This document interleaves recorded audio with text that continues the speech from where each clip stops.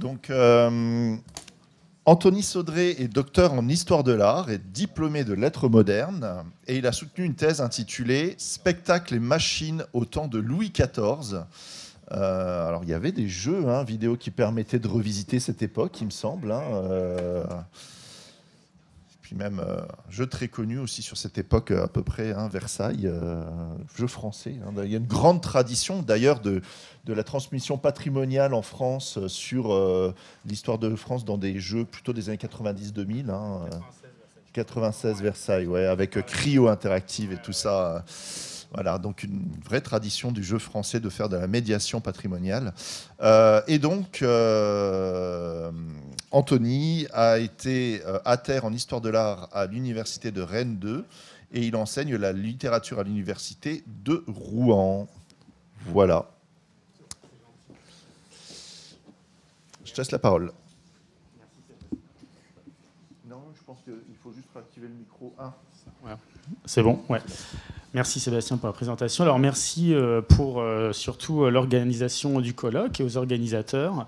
Voilà, moi ça me change d'avoir un public aussi jeune alors qu'en tant que 17e, souvent la moyenne d'âge est autour de 50 ans. Ouais. Et moi qui sors d'une grande année des 400 ans de Molière, c'est pour moi quelque part une manière de m'oxygéner aussi à travers ce colloque qui m'intéresse beaucoup, notamment sur la question du patrimoine. Alors bon, je ne vais pas vous parler des effets spéciaux du temps de Louis XIV, ça c'est sûr, mais je vais vous parler de ce que j'ai intitulé l'esthétique de la patrimonialisation dans la série Super Smash Bros. Donc déjà peut-être introduire, pour celles et ceux qui ne connaissent pas cette série, j'introduirai d'abord sur un concept que j'ai repris d'Alexis Blanchet, qui introduira la journée de demain, et qui, dans son ouvrage intitulé « Des pixels à Hollywood, cinéma et jeux vidéo, une histoire culturelle et économique », il mentionne ce qu'il appelle une ère Nintendo Kids. Ère Nintendo Kids qu'il situe entre les années 1983 et 1994. Bon, je me réjouis ou pas de faire partie de cette génération, étant né en 1991. Et finalement, ce concept de génération Nintendo Kids se rapprocherait de ce concept souvent flou et très contesté sur le plan scientifique, vous le savez, de ce qu'on appelle la génération millennials. Donc les dates concordant, l'avantage malgré tout de cette datation, bien que générale, a cet avantage, comme je le disais, peut-être de situer une génération, dont moi je ferai partie quelque part, qui est celle finalement qui a connu, on peut dire, la console de salon, les premières consoles de salon, vous voyez, la NES, la Super Nintendo en gros, moi c'est surtout la Super Nintendo, et l'apparition en somme de la console portable comme la Game Boy, et c'est ce que rappelle Alexis Blanchet dans son ouvrage. Comme le rappelle aussi Jean-Louis Lavalard dans un article qu'il intitule « La génération Y » dans la revue Raison Présente, il conceptualise cette génération qu'il situe entre 1980 et 1995, et je le cite, « Cette génération, la mienne et la vôtre, elle n'a pas connu, je cite ses propos, d'autre système économico-social que le libre-échange mondial. » Autrement dit, pour lui, je cite encore, les millennials sont, et ils ont, je le cite, toujours vécu dans un monde informatisé. En effet, moi, je suis né avec l'ordinateur. Donc, autrement dit, la pratique vidéoludique caractérise cette génération, ma génération, et la nouvelle génération, qui serait aujourd'hui la génération Z. Et sur bien des aspects, la série Super Smash Bros., et ça va être ma problématique, elle incarne l'évolution de la génération millennials à travers la question de l'esthétique et de la politique, j'aurais dû intituler ma conférence comme ça, de la patrimonialisation. Autrement dit, cette série, pour faire très simple, elle s'inscrit déjà dans une époque plus tardive, c'est-à-dire 1999. En effet, le premier opus de Super Smash Bros. Sort sur la Nintendo 64 en 1999. Autrement dit, ce n'est plus la génération des millennials, et cette génération Nintendo Kids a par définition grandi. Or, Nintendo, qui a conscience que sa génération, finalement, les Nintendo Kids a grandi, finalement, cette série Super Smash Bros., elle va accompagner l'évolution du joueur dans son âge, qui a aujourd'hui, on peut dire, une moyenne d'âge autour de 30-40 ans, si ce n'est beaucoup plus. Et sur à peu près 20 ans de jeux vidéo, avec tous ces épisodes, Nintendo va, je vais essayer de vous le démontrer, construire une forme de musée, en fait, à travers un jeu vidéo. Et elle va essayer de rendre légitime ce qu'on pourrait appeler la culture vidéoludique dans un spectre qu'on pourrait appeler de culture savante. Vous savez, le problème du jeu vidéo, c'est que enseigner le jeu vidéo, même à l'université, on le fait pas. Moi, je suis un des seuls encore dans le département de lettres avec mon collègue Tony Gerhardt à le faire. Et enseigner le jeu vidéo quand on est 17e Miss, je peux vous le dire que c'est quelque chose de très mal vu, encore aujourd'hui, parce que c'est une culture qui est considérée, vous le savez, comme populaire.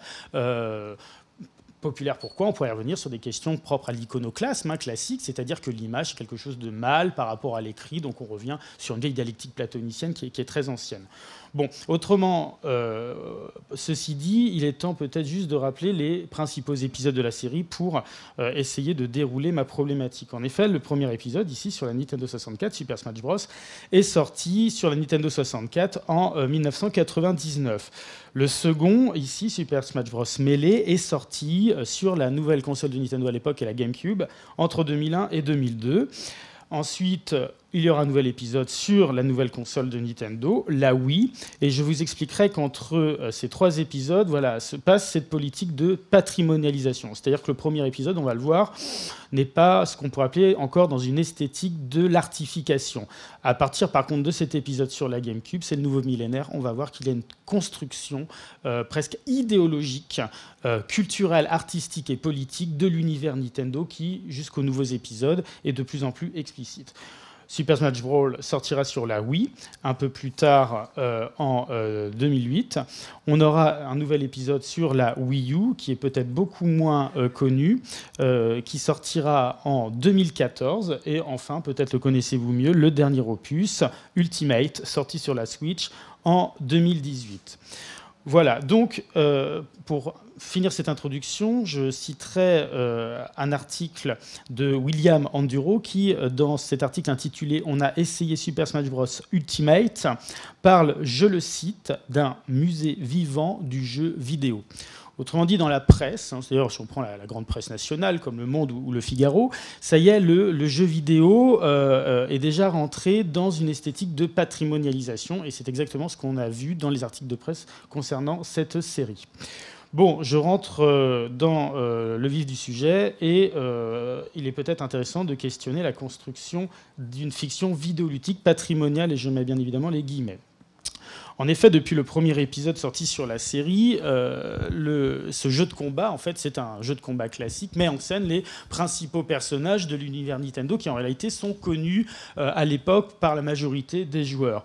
Luigi, Mario, Donkey Kong, Link, Samus, voilà. Donc ça, ce sont des choses assez connues pour le joueur. On est en 1999 et déjà Nintendo est en train, par ce jeu, pour faire simple, de faire à la fois ce qu'on pourrait appeler une politique de patrimonialisation, mais à la fois ce qu'on pourrait appeler une tentative de communication. C'est-à-dire qu'elle fait à la fois de la pub, elle a un enjeu, on pourrait dire, de conquête à la fois paradoxalement, mais ce n'est pas si paradoxal, je pense, de culture et d'économie. C'est-à-dire que ça reste une entreprise et elle a cette dialectique complexe de se faire légitime dans l'art, malgré le fait que ce soit une entreprise. Autrement dit, qu'est-ce qu'elle fait ? C'est-à-dire que dans les jeux, dans ce jeu, ce premier opus, ce qu'on appelle les levels, les niveaux de combat, reprennent des jeux qui sont achetable à l'époque sur une console. Je prends un exemple, Yoshi, qui est le petit dinosaure de Mario, que vous connaissez, j'imagine, peut-être un peu. Le level se passe dans un environnement qui reprend le jeu Yoshi Stories, sorti peu de temps avant sur la Nintendo 64. Donc il y a à la fois promotion d'autres jeux dans le jeu et à la fois tentative déjà de patrimonialiser l'univers de Nintendo par des décors, mais on va le voir aussi plus tard par des objets. Autre univers, par exemple, F-Zero, qui reprend l'univers de Metroid, où il y a une réinterprétation moins évidente pour le joueur à l'époque d'un univers Metroid qui est sorti déjà depuis la NES. Enfin, je prends un dernier exemple concernant les levels. Le seul niveau à débloquer dans ce jeu, et c'est pas un hasard, c'est le Mushroom Kingdom, c'est-à-dire c'est bien évidemment le royaume champignon. Et comme on le voit très bien, l'univers du jeu de combat est construit vraiment à partir de l'esthétique du fameux jeu que vous connaissez, j'imagine, de la NES sorti en 1985. Autrement dit, on est déjà 15 ans, 14 ans plus tard, plus précisément, et déjà Nintendo récupère un univers dans un autre univers. Donc il y a une autoréférentialité ou une intertextualité, si vous voulez, qui fait à la fois la promotion d'une culture à une époque où, j'insiste, parce que pour nous c'est une évidence, mais à une époque où il n'y a pas de retro gaming. Et finalement, ce genre de jeu, quelque part, mais ça ce serait déjà, oui, c'est déjà annexe à la conférence, c'est déjà des jeux qui construisent l'esthétique du retro gaming. C'est-à-dire qu'il y a à la fois un public qui se reconnaît dans ce jeu, moi je me reconnaissais bien évidemment dans ce jeu, mais pour la nouvelle génération qui arrive et qui joue à ce jeu de combat, elle découvre aussi déjà une culture qui date déjà d'à peu près 15 ans, si ce n'est plus, puisque Mario c'est un peu plus vieux que ça. Voilà. Donc voilà déjà une esthétique de pré-patrimonialisation quelque part, on le verra ensuite. Mais pas que, comme je vous disais, puisque à cette époque naît, voilà, moi je suis un enfant qui est né avec ça, hein, j'ai 5 ans, 5-6 ans, c'est l'univers Pokémon. Donc non seulement Nintendo récupère un univers ancien, mais elle intègre un monde qui à l'époque, dans ce jeu, est tout à fait nouveau. Pokémon, c'est un monde créé en 1996, hein, c'est à peu près 3 ans de différence avec la sortie du jeu. Nintendo a créé Pokémon et à travers ce jeu, elle fait aussi de la publicité pour d'autres jeux qui à l'époque sortent sur la Game Boy Color, qui étaient des grands succès, c'était Pokémon Rouge, Pokémon Bleu, sans compter les cartes, sans compter la série télévisée. Enfin, pour celles et ceux qui ont vécu à la fin des années 90, ça a été quelque chose de très très important Pokémon, et ça dure encore aujourd'hui. Donc voilà, en fait, Nintendo joue, on va le voir un peu sur une esthétique à la fois conservatrice, on va le voir, et à la fois de préservation moderne. C'est-à-dire qu'on intègre, mais on conserve. Donc c'est très muséal par définition, hein. Ça fait art contemporain avec vieille culture qu'on intègre dans le jeu. À savoir que le personnage qui était à débloquer à l'époque, Rondoudou, parce qu'il y a que 2 Pokémon, bon, c'est un personnage, en fait, j'ai revu quelques épisodes de la série, c'est un personnage qui est très présent dans la série télévisée. Et Nintendo a de l'argent à gagner dans cette histoire. Donc il y a aussi, là-dedans, une dimension économique extrêmement importante. Voilà. Donc le jeu, les personnages disponibles dans le jeu sont aussi les personnages les plus célèbres de la série, en fait, pour le dire très simplement. Patrimonialisation aussi par les objets, c'est-à-dire que vous savez, c'est un jeu de combat, donc c'est un peu comme Mario Kart à l'époque, on reprend les mêmes items que Mario Kart et on se fight en fait avec des items que vous connaissez peut-être, la fleur, voilà, qui représente ça, c'est l'univers Mario, ou l'univers par exemple de Zelda, hein, avec le cœur, le bâton magique ici c'est l'univers de Kirby, bon, la Pokéball, donc voilà, il y a une cohérence entre les objets utilisés et les personnages, et voilà, il y a dans ce jeu, voilà, une récupération du monde ancien. Bon, mais ce qui va changer vraiment, c'est le deuxième opus sorti sur la GameCube.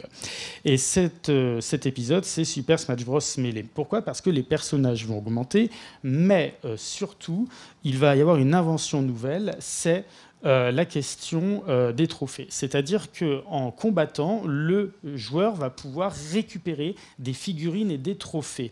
Et il va se constituer dans ce jeu, en fait, une esthétique de la patrimonialisation vraiment sur le plan explicite. Autrement dit, Nintendo va se raconter son histoire avec un grand H à travers l'histoire d'un jeu vidéo. Donc là, vous voyez, c'est les personnages déjà du deuxième opus de Smash Bros Melee. Les personnages sont très connus. Il y a un peu plus de Pokémon pour faire ça, mais sinon, voilà, il n'y a pas de grand changement. C'est Bowser, on est dans l'univers de Starwing, Zelda. Bon, voilà, c'est pas encore, ça change pas tellement. Par contre, si on passe, je vais vous présenter ensuite d'autres problématiques. L'évolution des personnages, si on prend 2008, on a par exemple l'intégration d'un personnage qui s'appelle Sonic. Et l'intégration de Sonic, ça veut dire beaucoup de choses pour quelqu'un qui est né dans l'ère Nintendo Kids. En effet, dans ces personnages de Super Smash Bros., on a en très grande majorité, je passe le cas de Snake, mais on reste dans l'univers Nintendo ou Pokémon, mais c'est la même chose, et surtout on intègre Sonic. Alors Sonic, dans les années 90, c'était la grande guerre entre Nintendo et Sega, et Sega a totalement perdu la partie au passage de la 3D avec la Nintendo 64, et sa console était la Dreamcast, et il y a eu en fait une tentative de conciliation entre Nintendo et Sonic, et depuis Sega propose des jeux Sonic, vous le savez, mais sans console. Voilà, à une époque où la GameCube est en train d'arriver et de nouveaux concurrents comme la PlayStation 2 et la Xbox. Donc en fait, Nintendo récupère en fait un personnage qui était quand même l'ennemi de Nintendo 1 quand même du temps des années 90 et l'intègre dans son jeu Super Smash Bros. Autrement dit, par ce jeu et par la figurine de Sonic que vous pouvez collectionner dans ce jeu, Nintendo raconte l'histoire même du jeu vidéo, au-delà de sa propre histoire. Elle intègre son histoire dans l'histoire du jeu vidéo. Et Sonic, de ce point de vue, est déjà un personnage qui, vous voyez, à la fois est patrimonialisé, mais qui est réactualisé dans l'univers Nintendo. Voilà, il est comme aspiré, comme Disney a un peu aspiré Pixar dans l'univers cinématographique. Voilà, et aujourd'hui, alors si on va sur la Wii, vous voyez, sur la Wii U, on a encore beaucoup plus de personnages. Je passerai outre, et là, on revient des fois sur des personnages qui datent des années 80. Je pense à Duncan, le fameux tir au canard de la NES. Donc là, on est vraiment dans la nostalgie. Là, c'est l'époque du retro gaming. C'est-à-dire qu'il faut susciter l'intérêt du joueur à retrouver un passé perdu, mais qu'on peut réactualiser. Il y a un phénomène de réminiscence proustienne, incontestablement, qui est activé par Nintendo. Ce qui m'amène, voilà, à ma deuxième partie, une esthétique de la réminiscence et la construction d'un imaginaire muséal. Donc, autrement dit, je vais faire assez simple. C'est-à-dire que le premier épisode sorti en 99, il n'est pas encore dans une esthétique de patrimonialisation, déjà parce que Nintendo est encore quelque chose de récent, finalement. La Nintendo 64 a du succès, plus ou moins que la PlayStation, mais voilà, on n'est pas encore dans une histoire avancée du jeu vidéo. Donc, la scène d'introduction que je vous aurais bien montrée montre, alors, je vais peut-être vous la montrer, par sa scène d'ouverture, une peluche qui sort d'un coffre à jouets d'une main blanche que vous voyez ici, et cette peluche est mise sur le bureau, et le bureau change, et le narrateur, en fait, quelque part, ou l'avatar, est la personne qui voit, le joueur qui voit cet univers, voit la transformation d'un monde de jouets en un monde réel. Donc en fait, cet univers de 99 est un univers enfantin. C'est-à-dire que c'est une peluche d'enfant qui devient un personnage de combat. Et cette référence, bien sûr, pour moi, elle est évidente, c'est que Nintendo cultive une relation qu'elle cultive de plus en plus, je trouve, actuellement, avec l'univers cinématographique de Pixar. Et la vidéo d'introduction de Super Smash Bros. N'est pas sans faire référence à Toy Story, où on a finalement une génération Andy de Toy Story. C'est un garçon de ma génération, quelque part, qui est à la fois entre les jeux vidéo et les anciens coffres à jouets. En fait. Et donc l'esthétique d'introduction de ce jeu, c'est l'esthétique du coffre à jouets qui se transforme en jeu vidéo. Voilà. Donc il faudrait peut-être que je vous la montre, parce que c'est pas très long et ça pourrait être très intéressant. Je ne sais pas si je peux me permettre de vous la mettre sur YouTube. Alors je me regrette qu'il y aura de la publicité.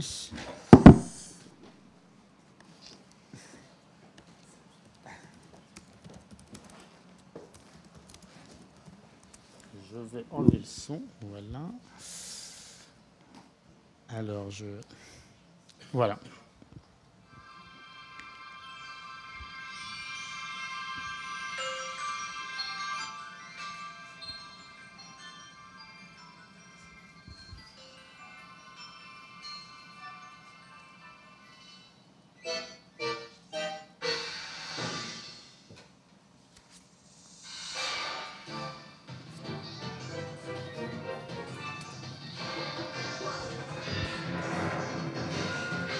Ouais, c'est un peu kitsch, hein, j'imagine, pour vous. Mais voilà, on a tout un univers qui fait en fait référence à l'univers de la peluche, à l'univers de l'enfance. Et la référence, bon là j'ai mis par exemple la famille Addams, La Main Blanche, qui est à l'époque une série très très connue. Et surtout, voilà, cette série, par définition, elle joue sur cet univers de l'enfance à l'époque cultivé par Toy Story, qui est aussi un film sur le deuil, Toy Story. C'est-à-dire c'est un enfant qui va grandir et l'enfant sait qu'il va grandir. Et c'est justement ce que raconte la suite de la série Super Smash Bros. C'est-à-dire que l'enfant, finalement, Nintendo Kids, le Andy de Toy Story, il a grandi. Et donc, ce n'est plus un enfant. Et la grande problématique, je pense, que cultive Nintendo actuellement, c'est à la fois de conserver son public, qui grandit, et à la fois de conquérir un nouveau public. Donc elle joue finalement cette entreprise sur plusieurs générations. Autrement dit, Super Smash Bros. Melee, là vous avez, c'est l'épisode de la GameCube, là on est passé à un autre monde. C'est-à-dire que le joueur collectionne des trophées, et ces trophées, il peut les mettre sur ce bureau. Ouais, le bureau n'est plus le même. Et regardez ce qu'il y a derrière le bureau. Il y a toutes les vieilles Nintendo. Il y a la GameCube, la NES, la Game Boy. Il y a Nintendo 64. Donc Nintendo est en train de construire son histoire, son musée, et le joueur, en collectionnant les figurines du jeu, peut quelque part retrouver l'histoire du jeu. Alors ça peut être un joueur qui ne connaît pas cette histoire ou un joueur qui connaît cette histoire, peu importe. Et donc vous voyez, il y a quelque chose qui est l'ordre quasiment du tribut. Là, on a quelque chose du coffre au trésor, voilà, à une époque qui commence à se questionner, Nintendo, sur son rapport à sa propre histoire. Je ne vous montrerai peut-être pas la cinématique d'ouverture de Super Smash Bros. Melee, mais Mario Mario prend vie dans un Colisée antique. Et ça y est, là, il y a déjà un rapport presque à l'antique qui commence à se construire, c'est-à-dire un rapport au passé. Et surtout, je pense, c'est plus subtil, mais un rapport visuel, iconographique et iconologique qui situe aussi son imaginaire visuel à travers ce qu'on pourrait appeler la culture savante. C'est-à-dire que Nintendo veut se légitimer sur sa culture. Donc voilà, typiquement, quand vous avez un trophée, vous avez une explication qui sont des fois très détaillées. Donc vous pouvez passer presque 3 à 4 heures si vous aviez tout à lire pour un nombre de figurines. Alors je fais très simple en vous donnant quelques éléments. Dans la série Super Smash Bros. Melee, il y a 290 trophées à obtenir. À partir de l'épisode de la Wii, il y aura 544 trophées. Donc on double le nombre de trophées. Et on arrive, avec l'épisode de la Wii U, à 700 trophées.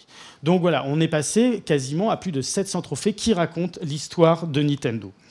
Donc je vais terminer en allant prendre quelque part un dernier exemple, c'est-à-dire que au-delà du trophée, à partir de la Wii, se pose la question du coffre qui arrive dans le menu. Et dans ce coffre, qu'est-ce qu'on peut obtenir à partir de l'épisode de la Wii U? On peut obtenir des démos des vieux jeux de Nintendo. C'est-à-dire que là, Nintendo développe à la fois cette articulation entre commerce et patrimoine, c'est-à-dire quand vous pouvez collectionner l'histoire de Nintendo, mais vous pouvez jouer à des démos de l'histoire de Nintendo. Et comme vous pouvez le voir, Nintendo classe ses jeux chronologiquement en 3 phases, 86, 88, 88, 92, 93, 2013. Et vous pouvez acheter les jeux sur cette plateforme. Donc vous voyez, c'est à la fois faire revivre, c'est l'archive vivante quelque part, mais c'est en même temps quelque chose qui conserve et qui veut réactualiser, et qui joue bien sûr sur ce sentiment de nostalgie. Ça me servira de conclusion, c'était ma 3e partie. Qu'est-ce que je peux vous dire là-dessus ? Que finalement, Super Smash Bros, c'est une tentative, paradoxalement, d'artification et de légitimation. Qu'est-ce qu'entend Roberta Shapiro par cette distinction ? Je la cite. On n'insistera jamais assez sur la différence entre le paradigme de la légitimité artistique, une démarche classificatoire qui institue des gradations de valeur à l'intérieur du monde de l'art, et celui de l'artification qui veut comprendre d'une part la genèse